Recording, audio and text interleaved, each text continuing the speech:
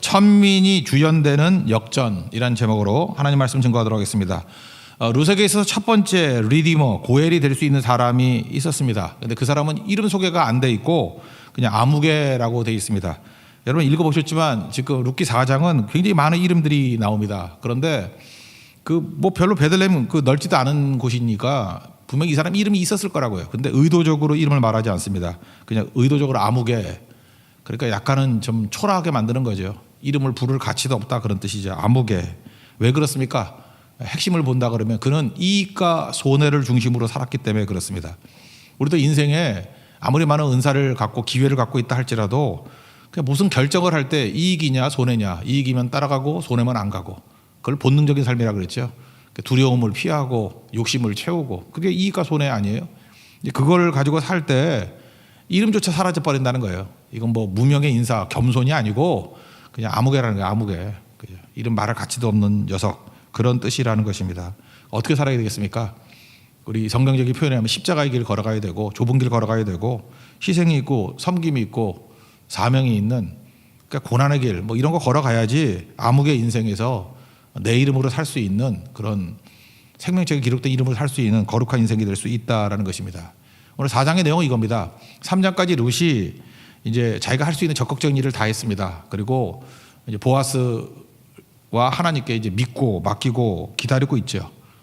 아니나 다를까 보아스는 쉬지 않고 일하지 않습니까? 이 보아스가 신약의 예수님을 상징한다 그랬잖아요. 예수님께 다 맡겨버리면 예수님이 완성해 주십니다. 안식을 주십니다.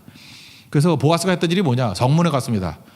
당시 성문은 재판 자리이자 시장이자 중심지입니다. 그러니까 사람들이 모이는 광장 같은 역할을 하는 게 성문이라는 것입니다. 근데 여기 보니까 마침이라 그러죠. 마침 그 아무개가 왔습니다. 제 1번 리디머. 이건 우연이 아니라는 것입니다. 하나님이 인도하시고 섭리하시는 것이 분명히 있더라, 그런 얘기를 합니다. 그리고 증인으로 장로 10명을 초대합니다. 당신들이 증인 세워 주십시오. 원래 한 2명이면 되는데 충분한 증인을 세우기 위해서 10명이나 세웠습니다. 1절과 2절 읽겠습니다. 시작. 보아스가 성문으로 올라가서 거기 앉아 있더니 마침 보아스가 말하던 기업 물을 자가 지나가는지라. 보아스가 그에게 이르되 아무개여 이리로 와서 앉으라 하니 그가 와서 앉음에 보아스가 그 성읍 장로 10명을 청하여 이르되 당신들이 여기 앉으라 하니 그들이 앉음에. 그리고 그에게 이제 제안을 합니다. 뭐 다 아는 얘기죠. 엘리멜렉의 땅을 물으려 한다. 그러니까 고엘 제도 그대로예요. 일수지가 너다. 내가 안 하면 내가 하겠다라고 얘기를 합니다. 그런데 이 아무개는요, 이게 참 멍청한 놈이에요. 그러니까 고엘이 뭔지도 잘 몰랐던 것 같아. 그래서 제살 늘릴 기회라고 생각해가지고 하겠다고 그러고 얘기 나와요. 원래 안 한다 그래야 되는 건데, 우리 인생 살다 보면 이럴 때 있습니다. 너무 머리가 나빠가지고 뭔 소리인지 못 알아들 때가 있어요.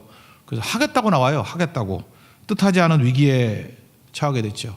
황당한 일이 벌어졌죠. 청천벽력 같습니다. 왜냐하면 이놈은 욕심밖에 없기 때문에 땅 얻게 한다 그러니까 줬어. 땅 준다니까.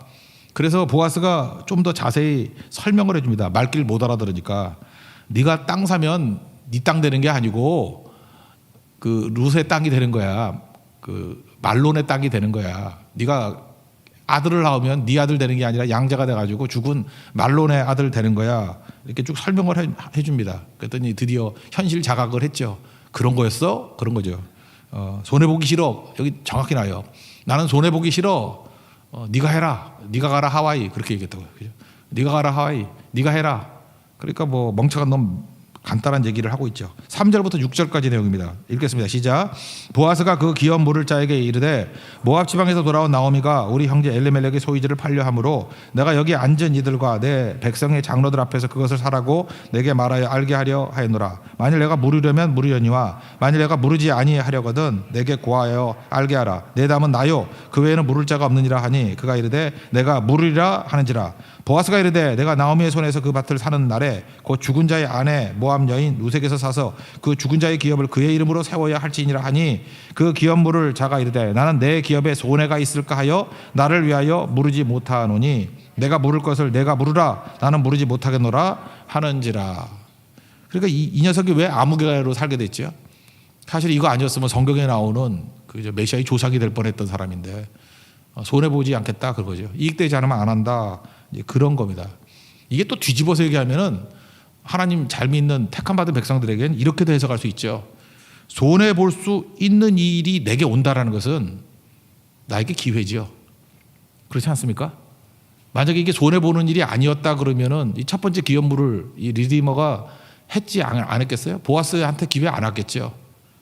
그러니까 내가 인생을 살면서 내가 손해를 잠깐만 보는 거예요. 손해를 보기 때문에 나한테 기회가 온 거예요. 고난이 잠깐만 임하는 거예요. 그래서 고난이 나쁘다고만 생각하지 말라고요. 고난이 있으니까 나한테 기회가 온 거지. 그렇지 않아요? 어려움이 있다고요. 어려움이 없으면은 내가 그 자리 못 간다고, 경쟁이 심해가지고. 그러니까 어려우니까 아무도 거들떠보지도 않아. 그래서 나한테 기회가 온 거예요. 하나님께서 보물을 좁은 길에 숨겨놨어요. 좁은 길에 안 가려고 그러잖아요, 사람들이. 그래서 그 좁은 길이 나한테 기회라니까요.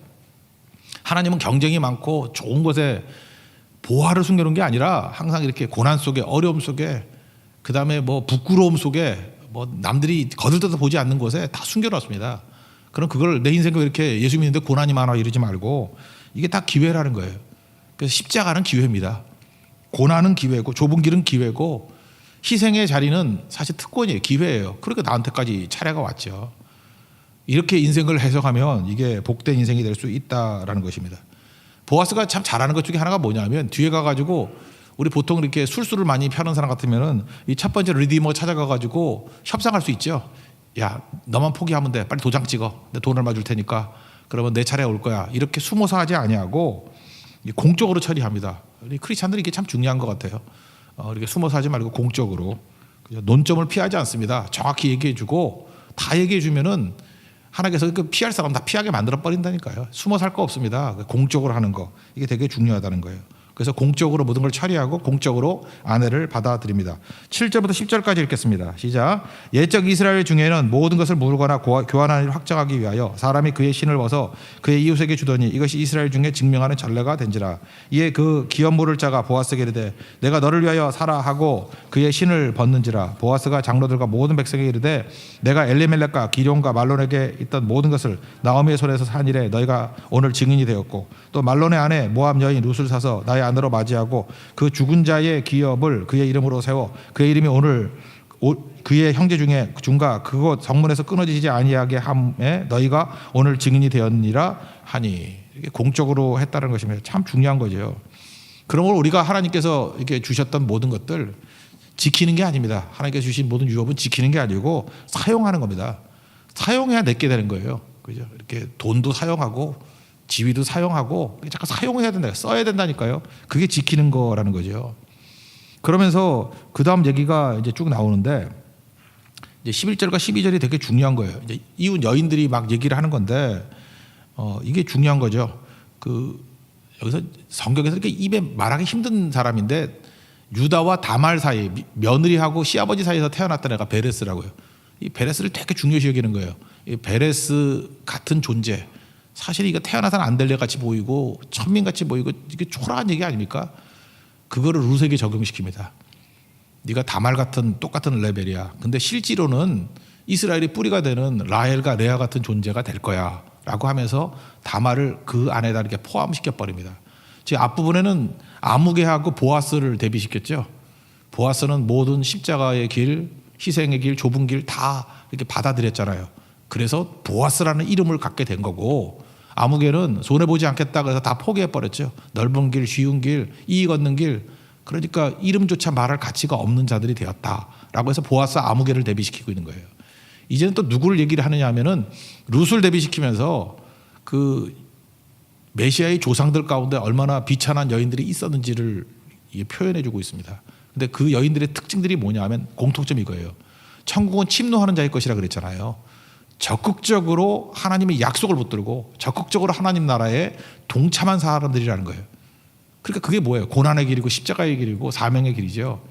그런 여자들 천민이었지만 약속 붙들고 갔더니 주연이 되더라. 역전이 일어나더라. 그러니까 믿음의 본질이 뭔지를 그 비천한 여인들을 표해서 설명하고 있다라는 것입니다. 우리 마태복음 1장 같은 데 보면은 나오잖아요. 거기 여인이 5명 나오는데 하나같이 비천하죠. 첫 번째 나오는 게 다말이에요. 다말. 여기도 지금 다말이 나오는데 다말이 어떤 죄예요? 창세기 38장에 보면은 가나안 여인입니다. 이방 여인이에요. 그 야곱의 넷째 아들 유다의 며느리예요.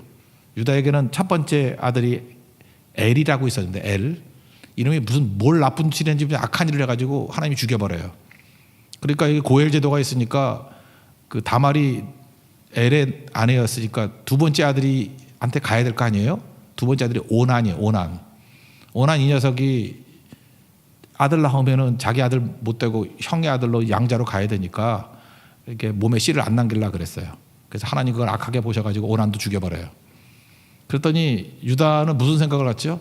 이거 남자 잡아먹는 여자다 이런 생각이 들잖아요. 그래서 세 번째가 셀라인데 이놈까지 줬다가 큰일 난다 그래서 안 줄라 그래요. 그죠? 그걸 이제 막으려 그런다고. 그랬더니 이 여자가 다말이 창기같이 분장을 하고 난 다음에 시아버지와의 사이에서 애를 낳죠. 쌍둥이를 낳는데 그 중에 하나가 메시아의 조상이 베레스라고. 진짜 베레인 것 같죠? 베레스. 근데 베레스는 여기서 굉장히 중요한 인물로 나오잖아요. 여기 족보에서 시작을 베레스를 시작하잖아요. 이게 무슨 얘기예요? 다말에 대해서 성경은 나쁘게 표현하는 게 아니에요. 행위 자체로는 이게 핵의 망치가 아닌 것 같이 보이지만 다말에 뭘 본 거냐 하면은 하나님이 약속을 본 거예요. 이 가문 속에서 메시아가 나오고 하나님이 선택하신 가문이기 때문에 시아버지가 저런 식으로 나를 버리려고 그러고 이 계대에서 나를 뺄라 그러지만 나는 포기하지 않겠다. 그러면서 적극적으로 자기를 통해서 아이를 낳기를 원하는 그 모습을 믿음으로 본 거라고요. 믿음으로. 참 이게 이상한 거죠. 그죠? 그래서 그 다말을 그렇게 높여주는 거예요. 그 다음에 나오는 여인이 또 이방 여인이죠. 누구예요? 기생 라합. 기생 라합인데 여기 계속 나오지만 기생 라합의 직업이 기생이잖아요. 그때 창기하고 뭐 다를 게 뭐가 있습니까? 그러니까 전부 다 비참한 여인이래요. 그냥 소위 말하는 그 좀 더러워 보이고 지저분해 보이고 다말도 그랬고 창기 역할을 했고 기생 라합이니까 이건 창기죠. 기생 라합. 두 명이 정탐꾼이 갔죠. 여리고성에 있는. 그때 그 중에 한 사람이 살몬이라는 얘기가 있어요. 살몬은 연어가 아니고 이름이 살몬이에요. 예. 살몬이라는 사람. 그래서 살몬하고 나중에 결혼을 했다고 얘기를 해요. 그죠? 정탐꾼 중에 하나가 살몬이었다고 하는 뭐 유대인들 그 속설에 그렇게 나와요. 근데 뭐 맞는 것 같기도 해. 둘이 결혼을 했다고요. 예. 그래서 태어난 사람이 그냥 여기 나오는 보아스예요. 보아스 엄마가 누구예요? 기생 라합이라고. 보아스의 아내가 누구예요? 모함 여인 룻이라고. 그러니까 보아스가 되게 중요한 사람이에요. 성경에 나오는 두 여인하고 다 연관이 있어. 엄마가 라합, 처가 룻이라고요. 그래서 그 중요한 역할을 감당했던 게 이제 기생 라합이라는 거예요. 기생 라합은 어떤 사람이었습니까? 소문을 들었죠. 하나님만이 살아계신 하나님이라고. 그래서 자기가 인생을 걸고, 그죠? 자기 생명을 걸고 정탐꾼 도와주잖아요. 그리고 그 가문 전체를 다 구원시키지 않습니까? 적극적이죠. 천국을 침노하는 자일 것이라고. 다말도 적극적으로 침노하는 역할을 했고, 그 다음에 기생 라합도 적극적으로 침노하는 역할을 했잖아요. 그래서 기생 라합이 나오는 거예요. 살몬을 통해서. 그의 아들이 보아스고, 여기 나오는 보아스. 그 다음에 루시아 말할 것도 없죠. 아무것도 없는데 어머니 하나님이 나의 하나님이 될 것이다. 그러니까 하나님 보고 찾아온 거죠. 시어머니 따라온 게 아니에요. 믿음 따라온 거지. 모압으로 돌아가 버리면 이방신 섬겨야 되기 때문에. 그래서 적극적으로 침노하는 자의 모습을 보이잖아요. 그게 룻이에요. 룻과 보아스 사이에서 태어났던 애가 이름이 뭐죠? 오벳이라고. 오벳 에돔 그러면 에돔의 종이라 그랬죠. 그러니까 오벳은 종이란 뜻이에요. 종. 또 다른 말로 하면은 왜 이름을 종이라고 지었는지 예배자라는 뜻이 있어요. 나는 주님의 종이다 그런 뜻인데 하나님의 종이다 그런 개념도 있다고 숨겨져 있는 개념이. 그래서 오벳이라고 짓고 오벳의 아들이 이세예요. 그러니까 오벳이 누굽니까? 다윗의 할아버지. 지금 이 다윗이 어떻게 태어나는지를 설명해 주고 있는 거라고요. 그 다음에 마태복음 1장에 보면 또 하나의 여인이 나오는데 네 번째 여인이 나오는 게 바세바 아니에요.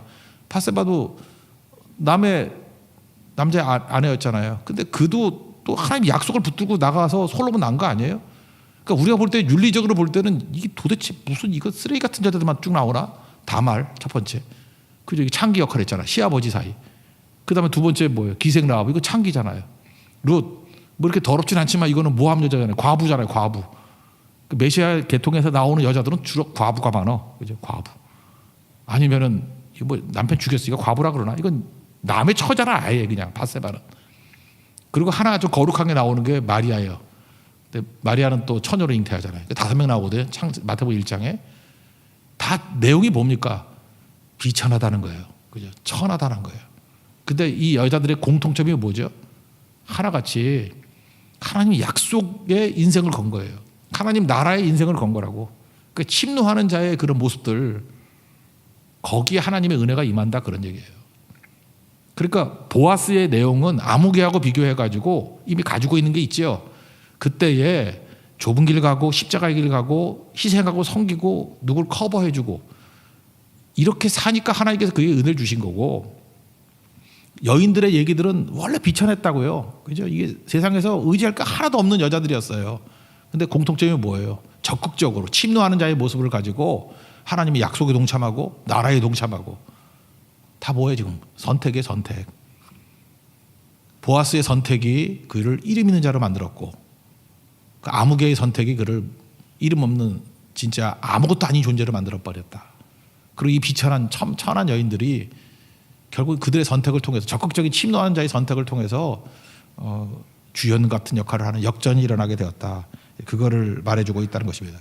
그래서 이 이름들이 나오는 거예요. 그래서 여인들이 말하는 11절과 12절 이 고백이 되게 중요한 것입니다. 11절과 12절 한번 읽어보겠습니다. 시작. 성문에 있는 모든 백성과 장로들이 이르되 우리가 증인이 되나니 여호와께서 내 집에 들어가는 여인으로 이스라엘 집을 세운 라헬과 레아 두 사람과 같게 하시고 내가 에브라에서 유력하고 베들레헴에서 유명하게 하시기를 원하며 여호와께서 이 젊은 여자로 말미암아 내게 상속자를 주사 내 집이 다말이 유다에게 낳아준 베레스의 집과 같게 하시기를 원하노라 하니라. 그러니까 이건 뭐예요? 이게 지금 따뜻한 애정이 있는 거예요. 다말이 그렇게 비천해 보였지만 결국은 하나님께서 가장 크게 쓰는 유다 지파의 그 뿌리를 이은 것이 되지 않았느냐.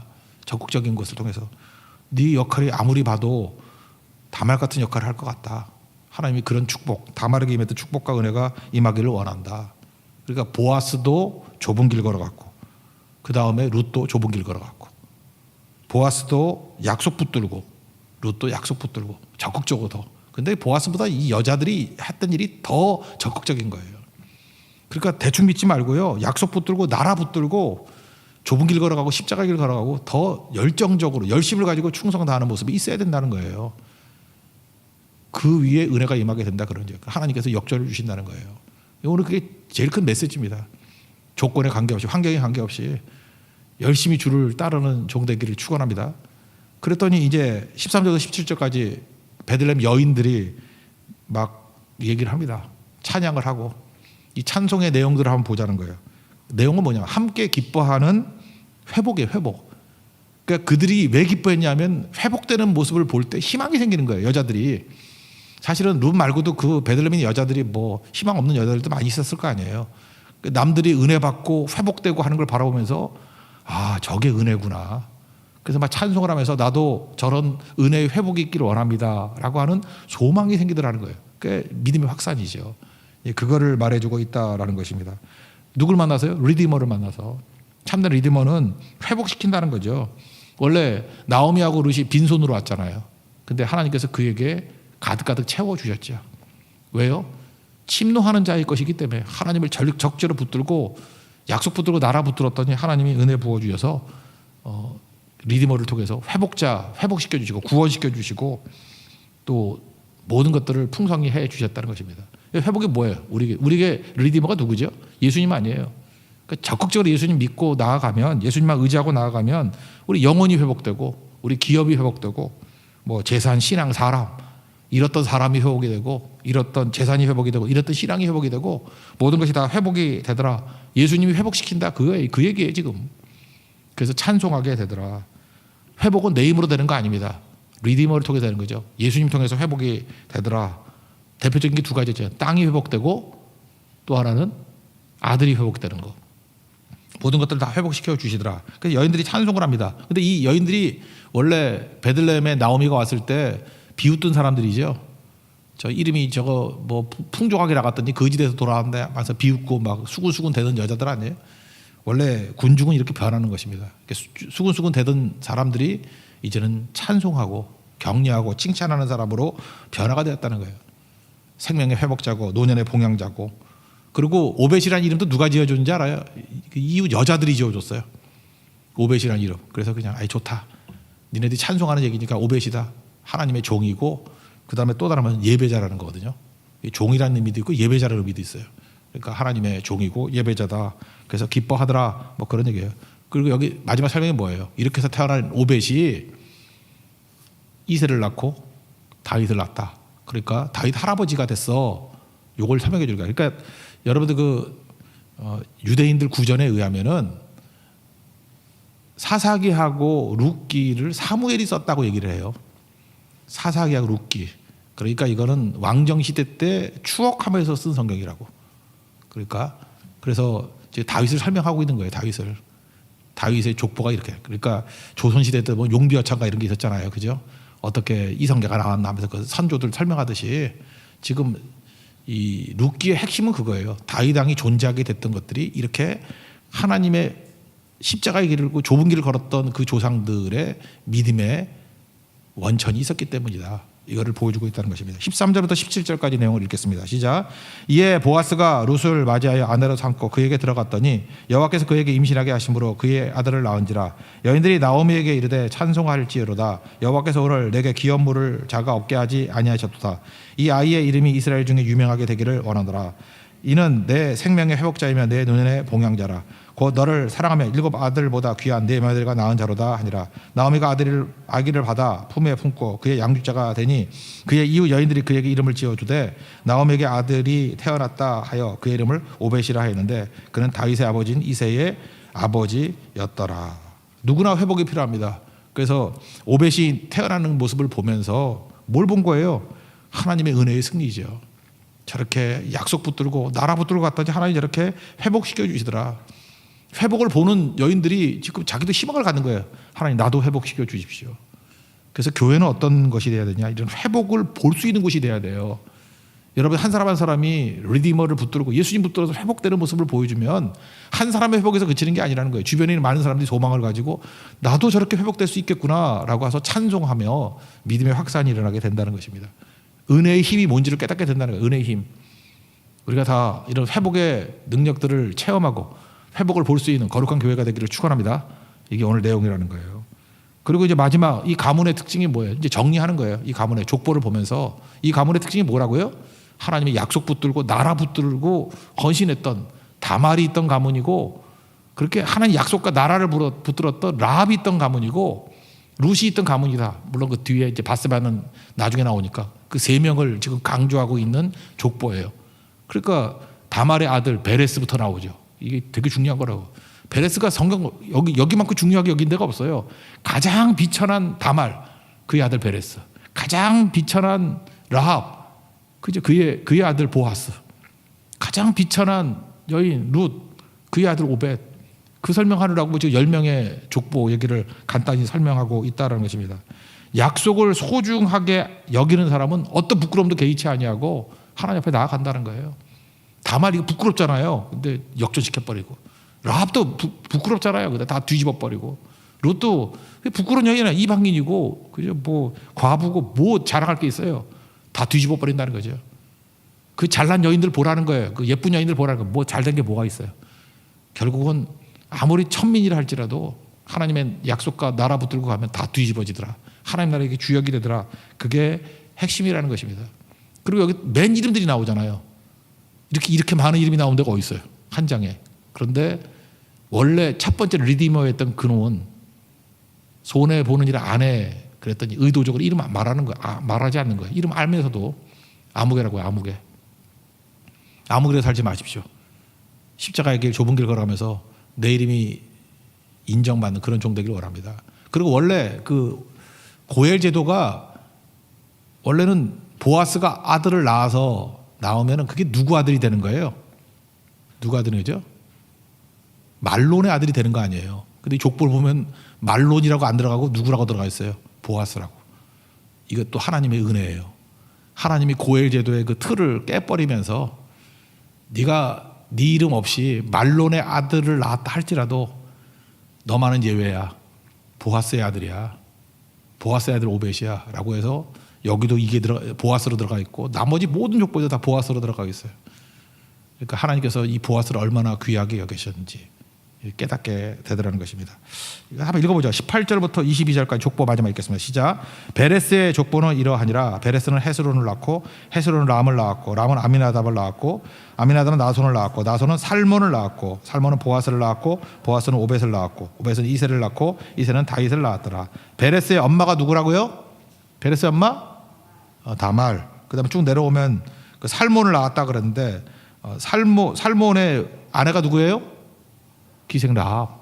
그래서 보아스를 낳고 보아스의 아내가 누구예요? 뭐 다 알지. 루시지. 루시 오벳을 낳고. 그다음에 오벳의 아들이 이세고 이세의 8번째 아들이 다윗이더라. 이거를 말해주고 있다라는 것입니다. 그러니까 은혜의 승리예요. 이 땅을 살아가면서 지금 보아스의 입장에서도 그렇고 루스의 입장에서도 그렇고 이 땅을 살아가면서 어떻게 살아야 되겠어요? 십자가의 길 걸어가야 되고 좁은 길 걸어가야 되고 언제나 손해보는 길 선택해야 되고요. 희생하는 길 선택해야 되고 고난의 길 선택해야 되고 예수님의 길, 동행하는 길, 그 길 선택하면은 영원히 이름이 남는 존재가 되고 여러분 지금 상황이 너무너무 나빠가지고 나는 다말입니다. 나는 라합입니다. 나는 루시입니다. 나는 아무것도 아닙니다. 괜찮다니까요. 약속 붙들고 나라 붙들면은 다 뒤집어집니다. 그래서 의도적으로 이렇게 가장 낮은 여인을 뽑은 거예요. 과부를 뽑고 가장 의지할 수 없는 지금 과부하고는 뭐 상정도 못할 정도죠. 어마어마한 역적이 주인공이 되지 않느냐. 그걸 말해주고 있다는 것입니다. 모든 조건을 다 가졌던 첫 번째 리디머였던 이 멍청한 녀석. 원래는 보아스에 들어갈 자리에 무게가 들어가야 되는데 그죠? 다 버림받고 이유는 뭐죠? 손해 안 보겠다는 한 가지 일념에 그 인생을 망치더라는 거예요. 망치더라는 거. 아무개로 살지 마십시오. 보아스로 사십시오. 그리고 룻과 같이 또 다말과 같이 또 라합과 같이 언제나 약속 붙들고 십자가의 길을 걷고 좁은 길을 걸어가는 믿음의 종되기를 축원합니다. 이게 룻기의 결론입니다.